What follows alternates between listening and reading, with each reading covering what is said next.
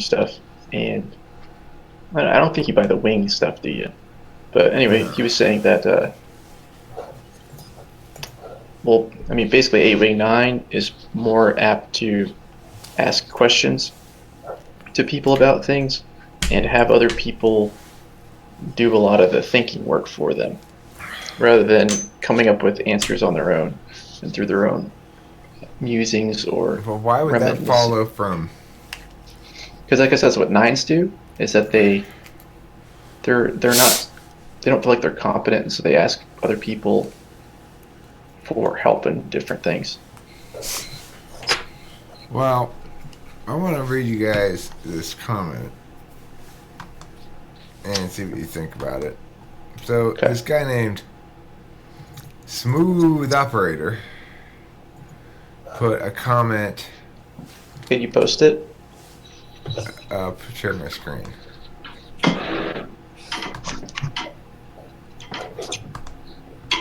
Okay, so put a comment on this video of Zachary's. The video by Zachary is called the INTP Take on ENTPs. It's from way back in 2 years ago. And Smooth Operator here says, I am an INTJ and I do not trust any ENTPs. I think they are the only other type who can match us on social engineering capability. The difference being where an INTJ looks cold on their exterior, we are deeply caring, loving on the inside. I think ENTPs are the exact opposite. They appear to be warm on their exterior and are secretly cold as well as cruel on the inside. Masters of social persona is completely lacking in an authentic moral compass. No one makes me as skeptical as an ENTP. Whenever I meet one, my bullshit radar goes off constantly. INTJs only socially engineer when necessity dictates, but ENTPs socially engineer for shits and giggles. And I put, interesting comment. Bullshit, but interesting.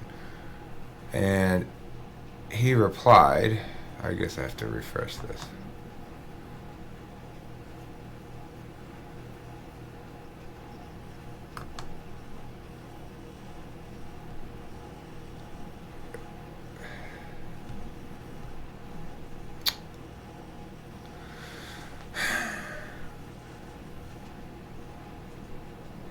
Come on. Welcome to Talking with Famous People. I am the host of Talking with Famous People, the INTP, Zachary. In this video, I'm going to talk about ENTPs. So, there. That was cumbersome, needless to say.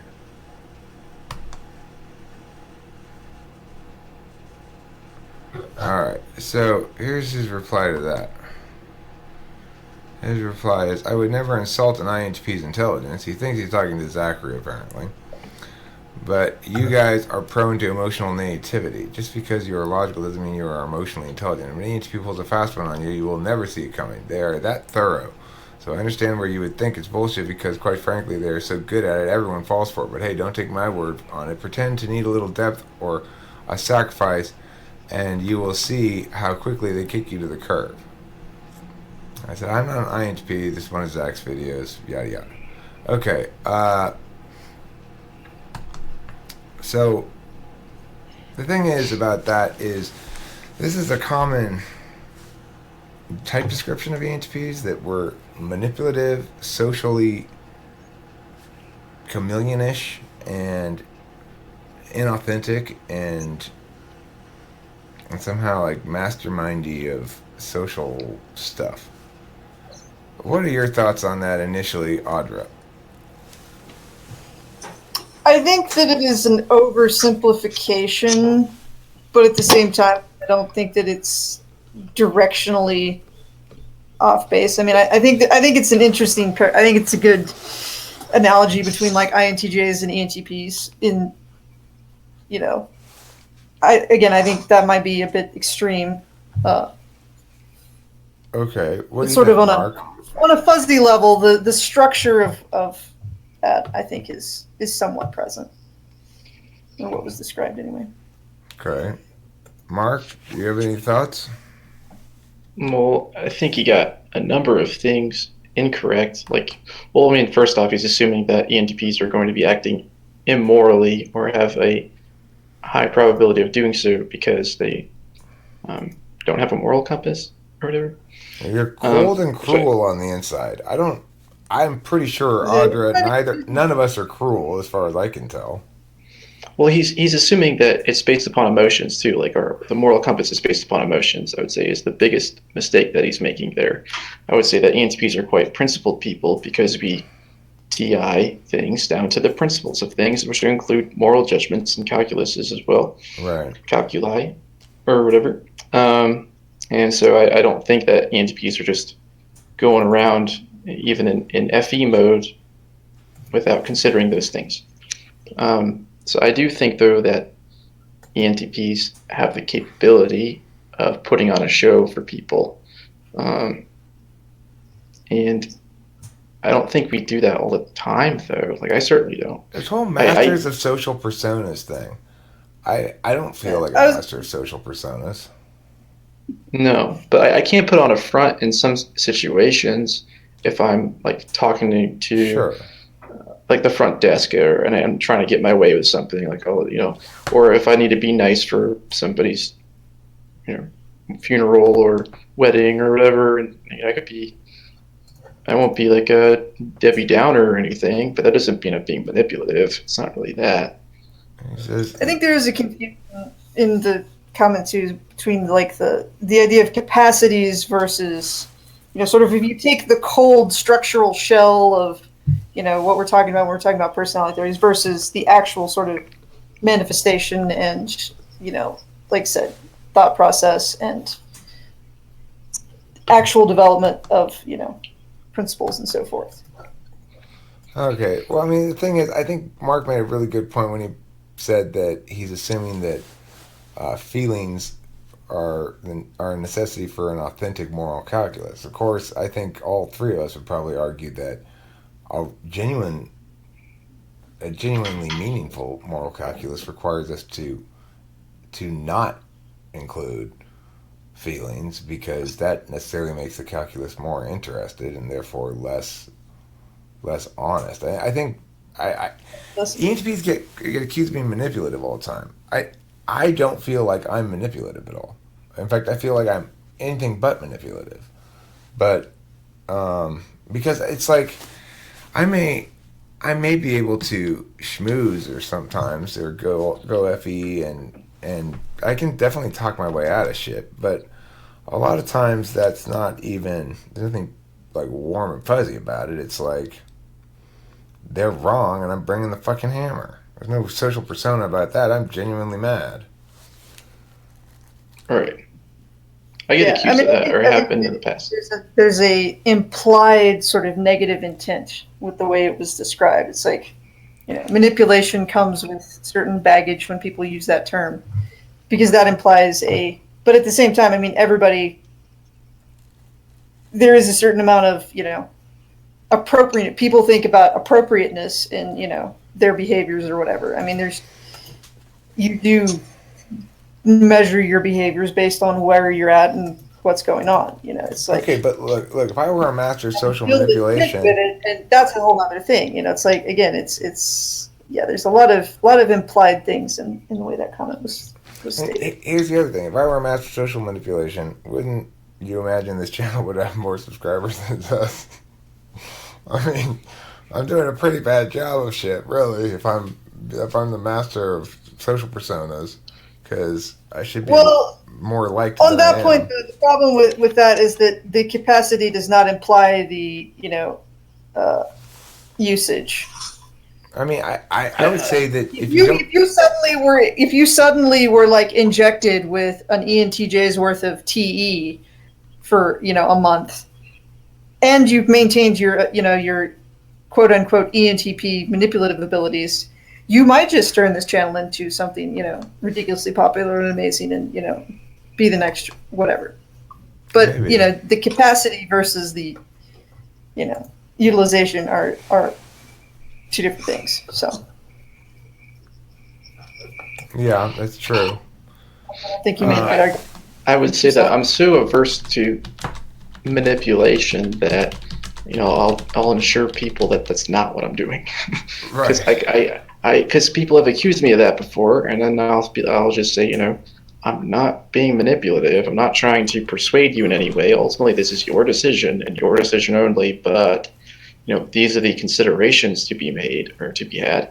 There's Additionally, this reality, this fact, and you could, and because of that, this, therefore this, and you can do with that what you will.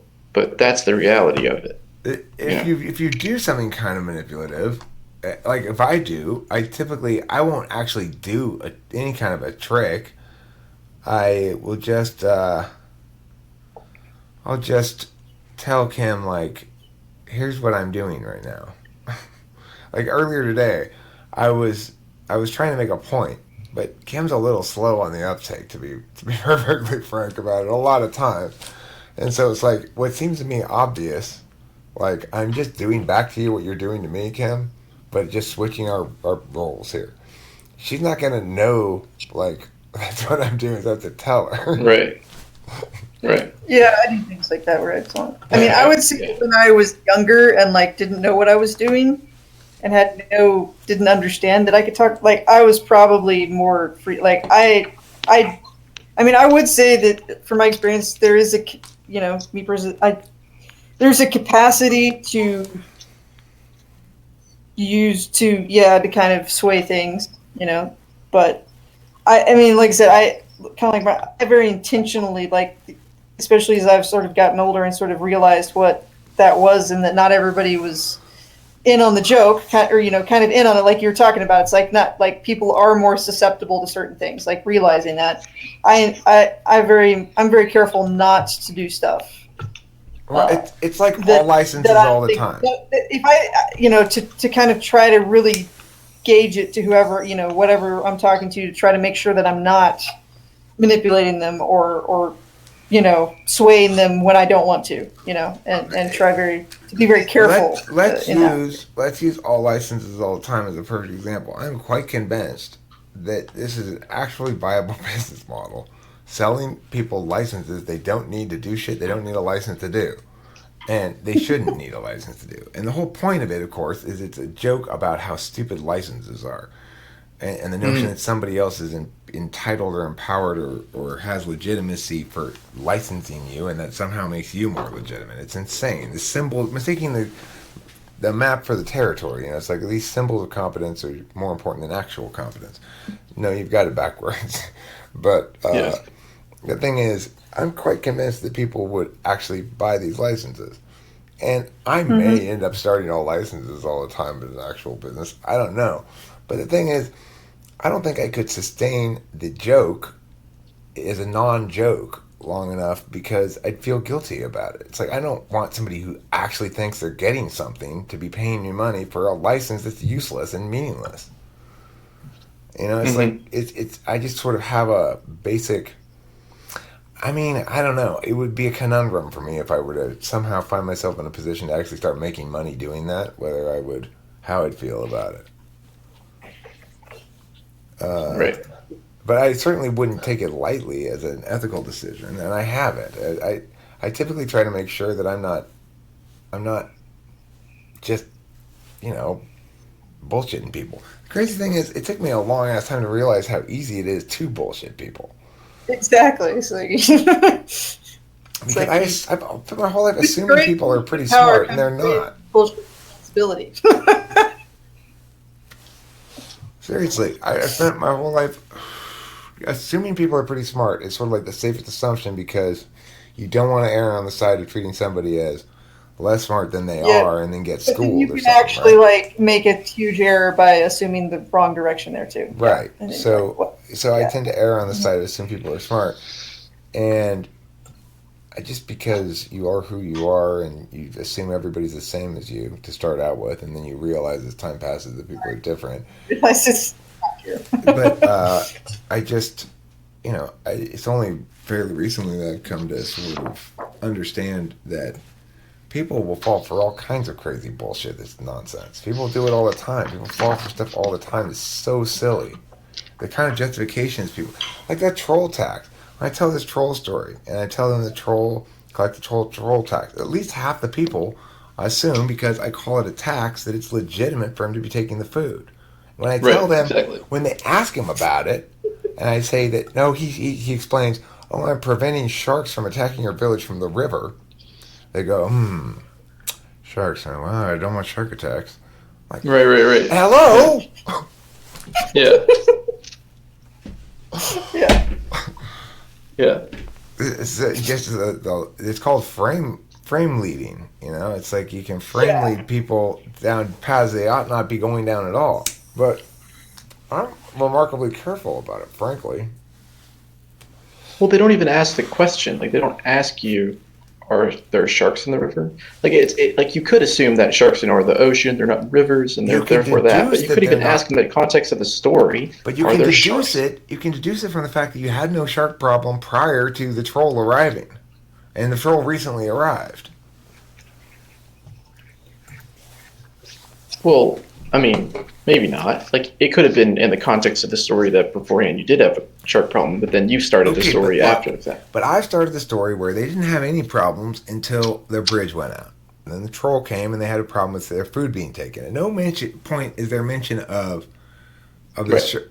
any shark problem. Right, but just because you didn't mention a problem, I mean, to assume that all problems were mentioned, that would be quite innocent. Okay, but listen, if you're thinking about it properly, you're going, aha, here's something I can capitalize on. He didn't mention the shark problem ahead of time, therefore I should be able to pin him down on there being no shark problem ahead of time and resolve this question. If you don't consider it a question, or consider yourself an active participant in that fashion, then you're not going to interact with the issue of the troll tax very successfully. Well, I would probably ask you as the narrator if that was the case. Like, you could ask, or I mean, like I said, if you have a sort of competitive mindset about the thing, you go, okay, well, I could probably pin him down then on this because he didn't mention it before. Do that, but I think my first inclination would be to ask you.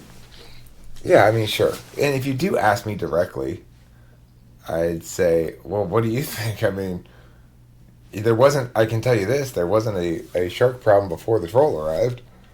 Yeah, I mean, just thinking about like how I would probably start arguing with the troll. Go, so what makes you think that we can handle the sharks on our own? I would have got probably big sharks. Let me tell you, we're talking big old teeth like this, like big as your head, bigger, like big as your whole body. And then I pull out a knife and I'm like this big? No, but way bigger, way bigger. And I'll be like, where's that at? I need a bigger knife. That's a good point, though, that they don't question anything. They don't think he can lie. You don't think people have the capacity of lying to you, even in the story. The troll's not going to lie for some reason. The thing is, the narrator never tells them that. It's only the troll who tells them that in the troll's voice. If you ask the narrator says, well, go talk to the troll. Right. So, yeah, it's interesting. People are, I'm not denying that I'm aware that people can be manipulated if I wanted to. I find it, frankly, repugnant. I can't do it. I just can't do it. It seems unfair. And I don't like to be hypocritical. That's the thing about ENTPs. We can't fucking stand being hypocritical. I just can't stand it. It's like you, must resolve it like across the whole spectrum before it can, So I just don't do shit that I want to be able to critique others for doing. Because then I can't do it if I do it myself. It's simply a matter of things have to be consistent. That's it. Right. Yeah. So that's what constrains the ENTP. If you want to talk about a type that you think you should feel that way about ESTPs. They do that all the time to chicks. You know? Mm-hmm. ESTPs manipulate chicks and having sex with them all the time. All right. I don't do that. So I don't think ENTPs are really big puss slayers, frankly. I think we're sensitive. Despite the polar FI. I feel sensitive. I don't know if sensitive is the right word, but I think we're, obsessed with that. I think that obsession with consistency tends to limit. Don't mistake sensitivity for weakness. That would probably be I mean, it depends on what you mean by it. I mean, I don't... No, I'm not saying... I'm just saying to the general viewing audience. I'm not conflating the two. I'm just saying to the general viewing audience, Audra, or to... You're talking about, like, detail, it's like, it's hearing all the details. I'm talking to smooth operator here. I am sensitive. I may be more sensitive than most ENTPs, I think. I think I'm a little bit more feely than most, probably. But That doesn't On mean first hear, I take sensitive to mean weak. I mean, I consider it to be a weakness. sensitivity. Yeah, I mean, upon first hear, at least, like when I hear that word, I think about weakness. Well, understandably. I mean, the thing is, I can be sensitive. I say I'm sensitive is kind of misleading. I'm sensitive with Kim and maybe Delilah on some occasions. Probably not really Delilah very much, but you got to be super super close to have access to my vulnerabilities like that. You know. Right. I'm with you there. So it's like I am sensitive, but probably not with you, whoever you are out there. You know, you probably can't really hurt my feelings. You're gonna have a hard time with it. I've been attacked every which way imaginable with this YouTube channel, with comments and people saying whatever. Um, none of it really phases me. There are There you things. go. You just proved it, though. You have no feelings, huh? Well, I mean, things that impact me. There are things that impact me positively for sure.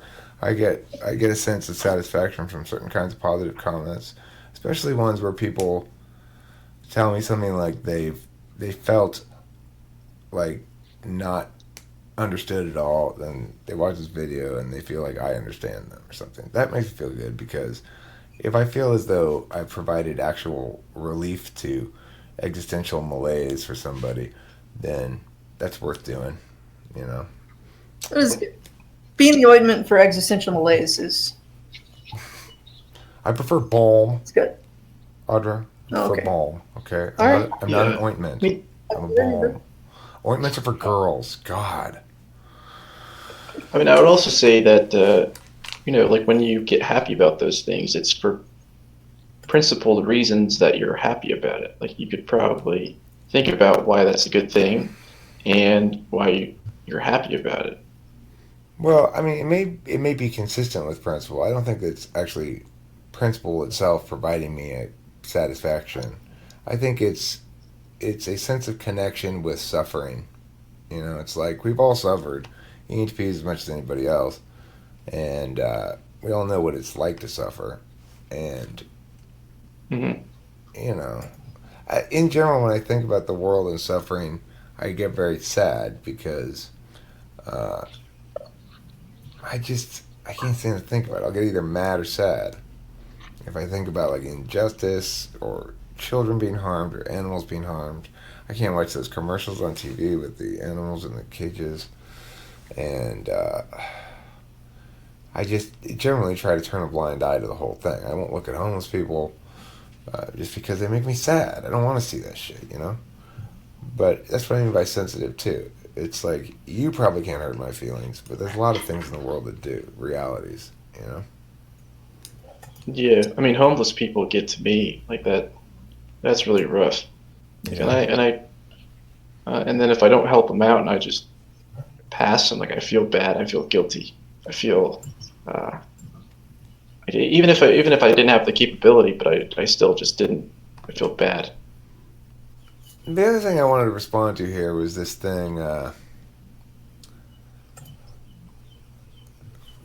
Well, two things. One, whenever I meet a corrupt ENTP, I feel it's my moral duty to flex down and expose them for the imposters that they are. I'm sure there are some decent ENTPs out there, but I will still never trust a single word that comes out of their mouth. Well, you should trust the words that come out of my mouth, at least, and Mark's and Audra's as well. I know that I'm incredibly honest. Probably more honest than just about anybody I encounter in real life. And the reason is not necessarily out of principle or not necessarily out of authentic moral feeling or whatever else. It's just early on in life I determined that lying was too difficult and transparency was an easier way to go about things. Be honest and transparent about everything and direct as possible about everything, and then at least you can play the card that you're being honest. It may be self-serving in some regard, but that's not really the point. The point is regardless of my motivations for being honest, I've really never had anybody. I've heard this lots of times. Well, for one thing, you're honest. I've heard shit like that plenty of Yeah. times. I've I not was gonna ever say, heard. I would say some people are more bothered by that than. I've never heard anybody really accuse me of being dishonest. So, because I'm pretty goddamn meticulous about it. Yep. I make a serious effort not to lie. So it doesn't bother me that you say that, but I think it's totally a misconception about ENTPs. I don't think ENTPs are dishonest at all. But I do think a lot of people think of that. They think of us as some sort of like ENFJs or something, but we're not ENFJs at all. We're not ENFJs, yeah. And the other thing is this. Don't take my word on it. Pretend to need a little depth or a sacrifice, and you'll see how quick they kick you to the curb. That's just so not true. I'm so loyal. I mean, the thing is, I know I'm not all ENTPs, and I don't doubt that there are some ENTPs who aren't very loyal, but I would not say it's a quality in general, the type that I've encountered. Mark seems like a very loyal fellow to me. Audra seems like a loyal person. I mean, fucking me and Audra both housed Katie when there was a need to do so. When our friend, I'm probably loyal and like helpful and probably to my detriment. yeah, likewise, probably to my detriment as well. Like when things are real now in like casual stuff, I don't do a lot of false, structural authority bait, like what I would consider sort of shallow loyalty. Like, nah, that's not a big deal. But proper, when things get real and they do get deep or whatever you want to call it, then right. yeah, And, I'm usually.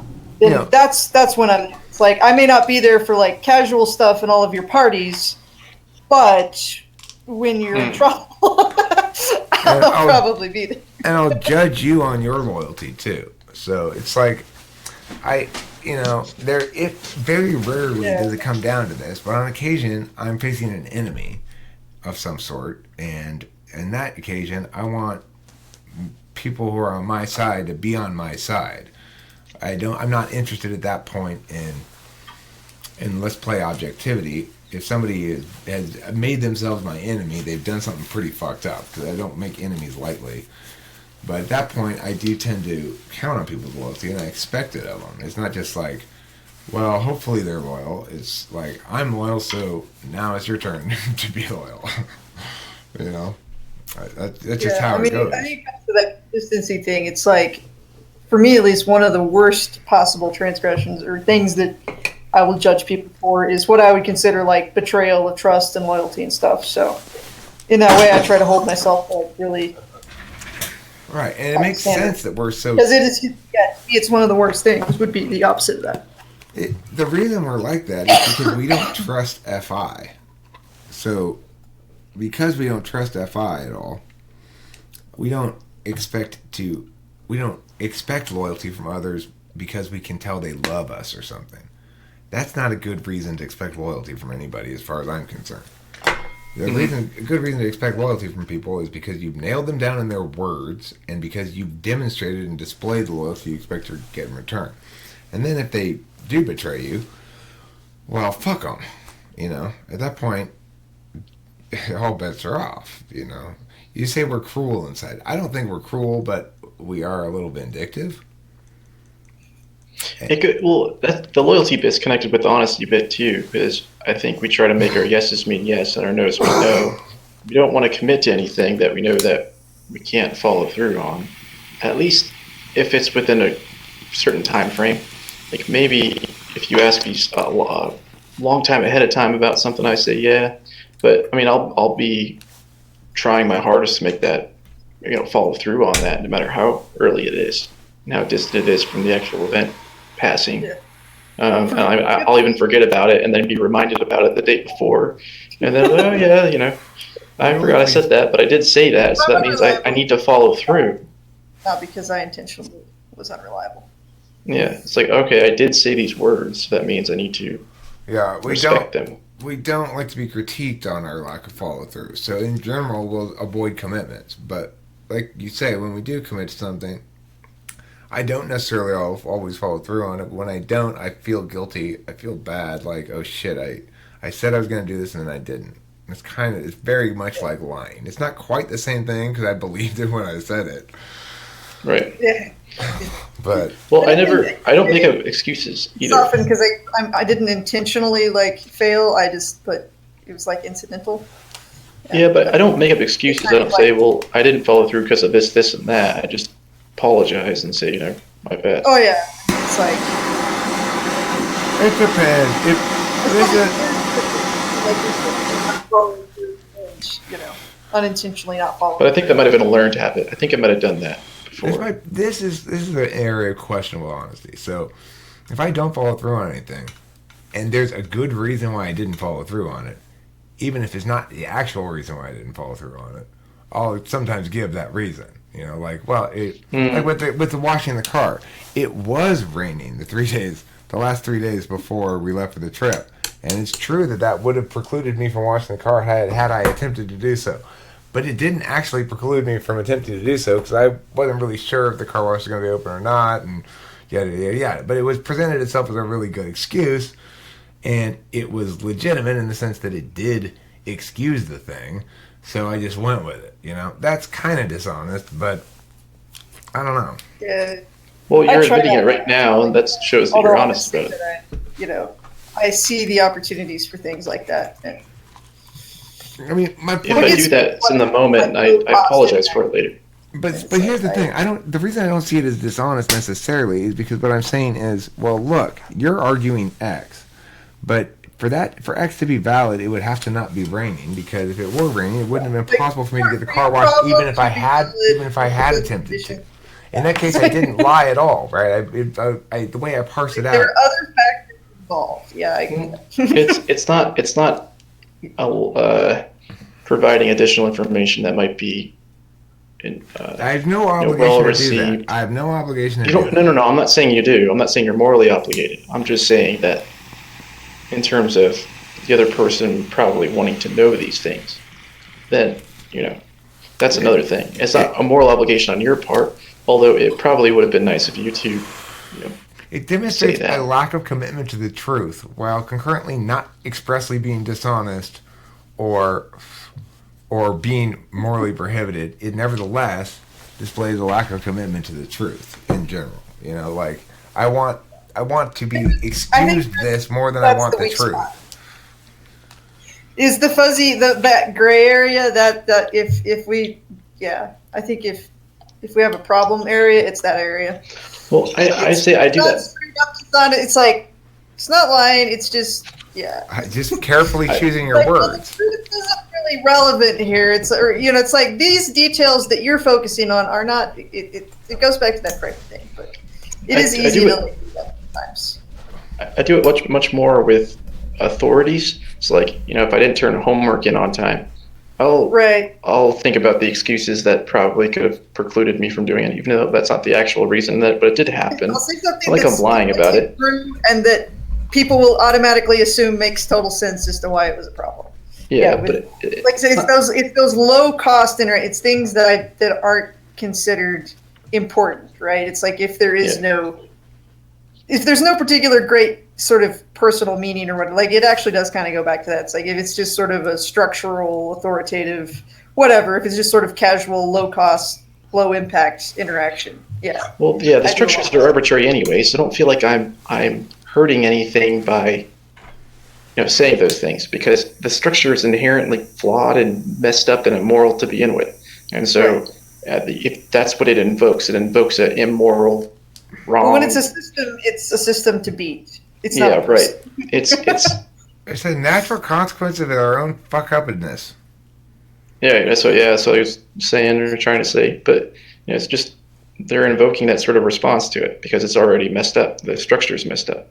Right. So, but I would say I'm much less apt to do those sorts of things with somebody I'm close to, and it's just a individual to individual sort of thing.